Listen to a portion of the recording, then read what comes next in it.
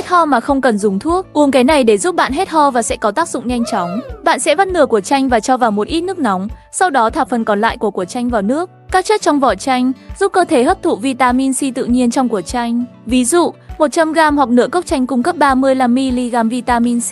Tiêu thụ công thức này hàng ngày còn giúp cơ thể giảm lượng cholesterol xấu. Bạn sẽ thêm một thìa cà phê mật ong không qua tiệt trùng vào hỗn hợp này. Đây là kháng sinh tự nhiên, nhưng cũng là một chất giúp long đờm. Khi xem xong video hãy bấm đăng ký kênh để biết thêm nhiều kiến thức sức khỏe nhé.